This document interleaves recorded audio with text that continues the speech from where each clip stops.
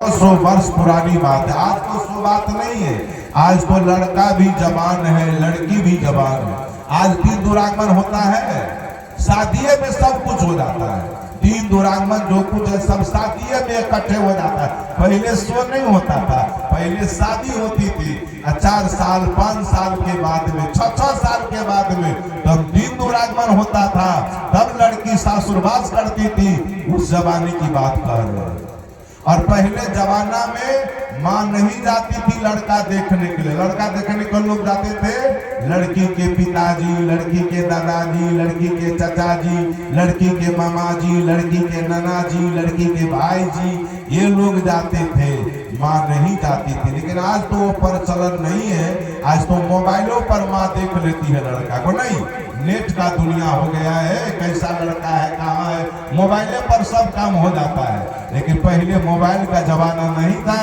मेरी माँ बहन घर में रहती थी, माँ बहन को क्या पता कैसा लड़का है नहीं लड़का है, लड़की को भी पता नहीं है कैसा लड़का है नहीं है।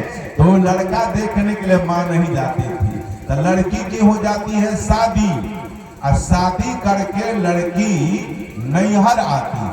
पहली बार लड़की ससुराल में ज्यादा दिन तक नहीं रहती थी। बचपना में ज्यादा दिन तक कैसे रहेगी, 2 से 3 दिन तक रहती थी ससुराल में, और चली आती थी नैहर। तो नैहर में लड़की की जो माँ होती है, लड़की की माँ की लड़की के ऊपर ज्यादा ध्यान, बाप का ज्यादा ध्यान रहता है बेटा पर, और माँ का ज्यादा ध्यान बेटी पर। अपना पुतहू से चोरा करके, बेटा से चोरा करके, पति से चोरा करके माँ बेटी को कुछ न कुछ मोटी चोटली दे देती, नहीं दे देती है। इसलिए तब माँ के अंदर में सस्पिशन है, शंका है, संदेह है। माँ बेटी से पूछती है, बेटी तुमको जो मैंने शादी कर दी है, अब तुम जो ससुराल गई है, तो जिस समाज में बेटी तुम्हारी शादी हुई है, वो समाज के लोग कैसे, कोई गलत समाज में न बेटी तू चली गई है। हम भी यहाँ से प्रवचन करके जाते हैं अपने घर पर, तो हमारे यहाँ के लोग हमसे खुद ऐसा है, उधर जो आप जाते हैं सत्संग, कैसा कैसा आदमी है, किस ढंग का आदमी है, तो हम बताते हैं कि बड़ा बढ़िया आदमी है, ऐसे है। उसी तरह से माँ पूछती है बेटी से, बेटी तुमको जो मैंने शादी कर दी है, और तुम जो ससुराल गई है, तो जिस समाज में बेटी तुम्हारी शादी हुई है, वो समाज के लोग कैसे, कोई गलत समाज में न बेटी तू चली गई है। जिस परिवार में बेटी तुम्हारी सब शादी हुई है, वो परिवार के लोग कैसे, कोई गलत खानदान में, कोई नंगछावा खानदान में न बेटी तू चली गई है। तुम्हारा ससुर कैसा है बेटी, ससुर कहीं नगर पकड़ तो नहीं मिल गया है।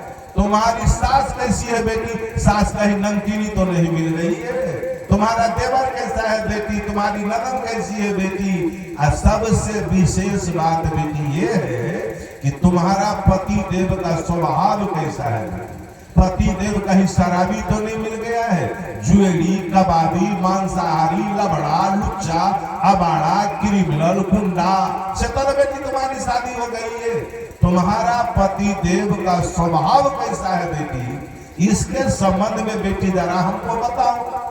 तो बेटी जवाब दे रही है माँ को। इस बात को कबीर साहब ने बीजक में खींचा है, बड़ा बढ़िया चित्रण सदगुरु कबीर साहब ने किया है। वो बेटी कह रही है माँ से, क्या कह रही है, बेटी कहती है माँ से, माँ क्या बताओ उसके संबंध में, कि माई मोर मुनसा अति रे सुजान, धंधा कुटी कुटी करत बिहान, बड़े भोर उठी आंगन बार, बड़े खाचले गोबर कार, बासी भात मुनसा लिहन खाए, बड़े घैले पानी को जाए, अपनी सया की बांधूंगी पाट, ले बेचूंगी हाथों हाथ, कहाँ ही कबीर ये हरि के काज, अजोइया के ढिग रही कौने लाज। वो लड़की कहती है माँ से, बेटी कहती है माँ से कि माँ क्या बताऊं उसके संबंध में। माय मोर मुनसा अति रे सुजान, हे माता जी हमारे जो पति देव है वो बहुत सुजान है। सुजान माने होता है ज्ञानी, बहुत ज्ञानी। यहाँ कबीर साहब मुनसा शब्द का प्रयोग कर रहे हैं। मुनसा शब्द देहाती भाषा है, है, 3 कोस पर भाषा बदल जाती है। अभी आप लोग अररिया जिला में हैं, अब फारबिसगंज से पूरब चले जाइए, करैया में हद्दीपुर के निकट, भाषा में अंतर हो जाए, अंतर हो जाता है, वहाँ की भाषा अलग है। अब खगड़िया जिला चले जाइए, वहाँ की भाषा अलग, 3 कोस पर भाषा बदल जाती है। आरे बारे पटना जी, छपड़ा रउआ दरभंगा छी। चले जाइए आरा जिला, मैं जाता हूँ आरा जिला, तो वहाँ के लोग जो मिलते हैं ट्रेन में बस में, तो काहे कोहे बोलते हैं, आरे बारे, पता चल जाता है कि आरा जिला का आदमी। अब पटना वाला मिलता है तो जी शब्द का ज्यादा प्रयोग, हर बात में जी हो, ये पटना की भाषा है। आरे बारे पटना जी, छपड़ा रउआ, एगो छपड़िया आपको मिल जाए तो भाषा से पता चल जाएगा छपड़ा जिला का आदमी है। का रउआ कहाँ से आयल बानी, छपड़ा वाला जो है रउआ शब्द का ज्यादा प्रयोग, हर बात में का रउआ कहाँ से आयल बानी, इसीलिए छपड़िया है, छपड़ा रउआ। दरभंगा छी, शुद्ध मैथिली बोलते हैं दरभंगा जिला के लोग, दरभंगा मधुबनी मिथिला के लोग शुद्ध मैथिली बोलते हैं। तो स्टेशनों पर मैथिली भाषा में एनाउंस होता रहता है, लेकिन अब गाड़ी 1 नंबर प्लेटफॉर्म आब रहल अछि। दुनिया में जितने भाषाएं, उसमें सबसे मुलायम भाषा मैथिली भाषा है। हिंदी रारा है, हिंदी में कुछ फटकार है, हिंदी में कुछ क्रोधाभास है, हिंदी में कहते जी कहाँ से आया है, जी कहाँ से आया है, जी है, बुझाता है कुछ फटकार। अब मैथिली में क्या कहते हैं, सरकार कता से एलखिनगा, सरकार कता से एलखिनगा, कितनी बढ़िया भाषा है। इसलिए तो मुनसा शब्द जो है ये देहाती भाषा है।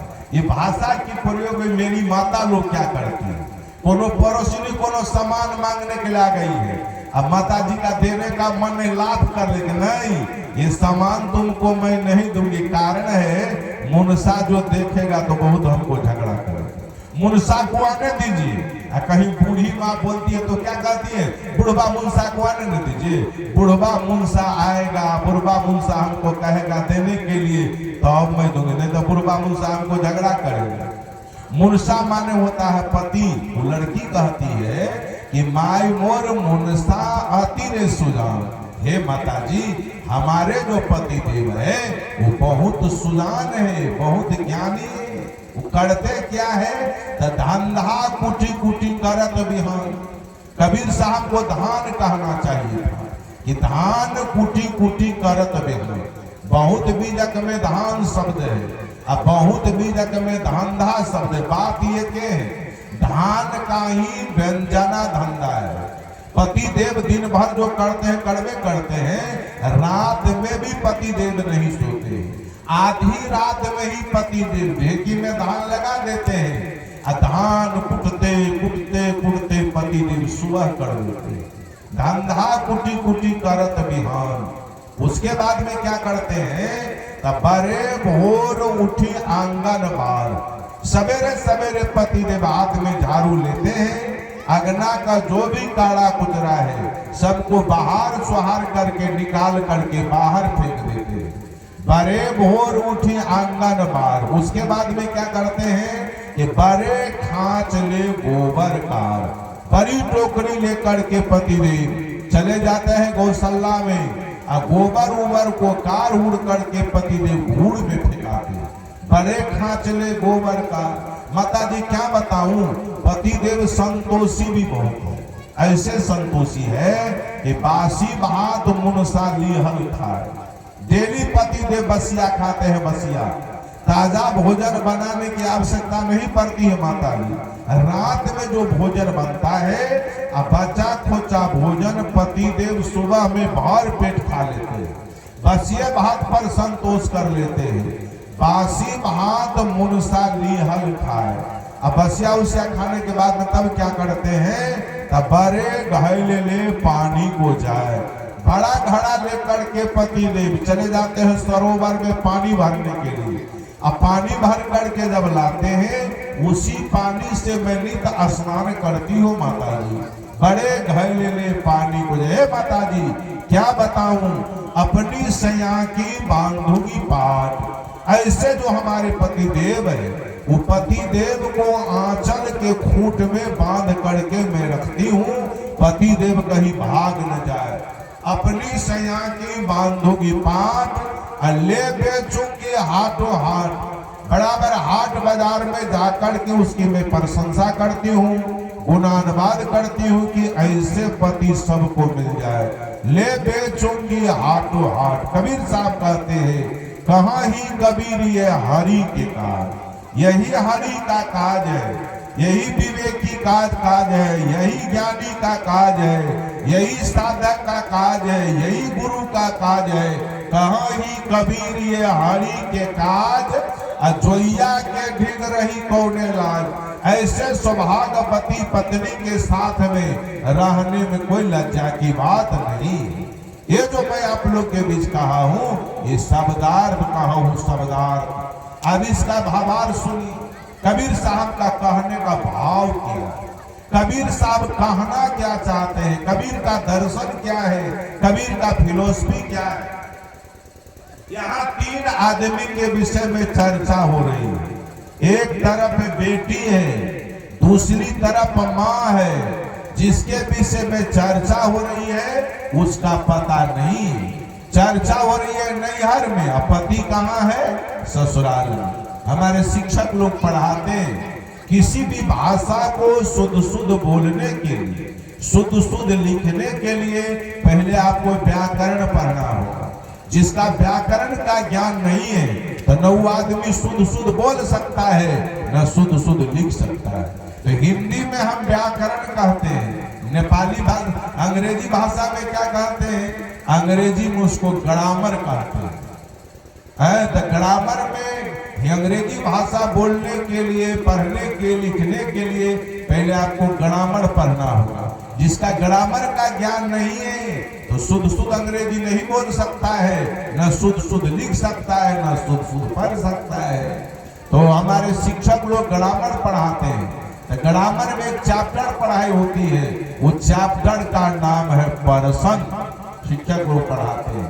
तो पर्सन में पढ़ाई होती है फर्स्ट पर्सन, सेकंड पर्सन और थर्ड पर्सन। जैसे मैं बोल रहा हूं तो मैं हूं फर्स्ट पर्सन, आप लोग सुन रहे हैं तो आप लोग है सेकंड पर्सन, जिसके विषय में चर्चा हो रही है वो है थर्ड पर्सन। लड़की है फर्स्ट पर्सन, माँ है सेकंड पर्सन और मुर्सा है थर्ड पर्सन। अब प्रश्न होता है इसमें लड़की कौन है, अब माँ कौन है और मुर्सा कौन है। ये तीनों बातें समझने की बात है। इसमें लड़की जो है स्वरूप स्थिति वृत्ति रूपी लड़की है। आदमी के अंदर में दो तरह की वृत्ति होती है, एक होती है आध्यात्मिक वृत्ति और एक होती है सांसारिक वृत्ति। एक होती है स्वरूप स्थिति वृत्ति और एक होती है कठोर वृत्ति। आप लोग क्यों सत्संग में, क्या आपके गांव में इतने ही लोग हैं? यदि पूरे पत्थर देवा के लोग यदि सत्संग में आ जाते तो यहाँ जगह नहीं मिलती, जगह छोटी पड़ जाती। लेकिन सब लोग आए हैं सत्संग में। इसमें भी कुछ माता लोग बाहर से आई, फुलकाहा बाजार से, कहां से, अमरोली से टेम्पो में चढ़ करके मेरी माता, बहुत दूर दूर से लोग आए हैं। आप लोग भी बहुत दूर दूर से क्यों आए हैं? आप लोग के अंदर में आध्यात्मिक वृत्ति है, जिसको सत्संग से लगाव है, अध्यात्म से लगाव है। मैं कौन हूँ, जगत क्या है, जगत के साथ मेरा संबंध कैसा है, मैं किधर जा रहा हूँ, मुझे क्या करना चाहिए, सारी बातों की जानने की जिज्ञासा जिस आदमी के अंदर जगती है उस वृत्ति को हम कहते हैं स्वरूप स्थिति वृत्ति, जिसको सत्संग से कोनो माने मतलब नहीं है, साधु महात्मा से कोनो माने मतलब नहीं है। हृदय कठोर है, पत्थर के जैसा हृदय है, अध्यात्म का तनिक भी लवलेश नहीं है। उस वृत्ति को हम कठोर वृत्ति कहते हैं, संसारिक वृत्ति कहते हैं, पत्थर के जैसा है। तो स्वरूप स्थिति वृत्ति रूपी बेटी माँ से कहती। तो माँ कौन है? तो आत्म शक्ति रूपी माँ है। शक्ति शब्द स्त्रीलिंग है।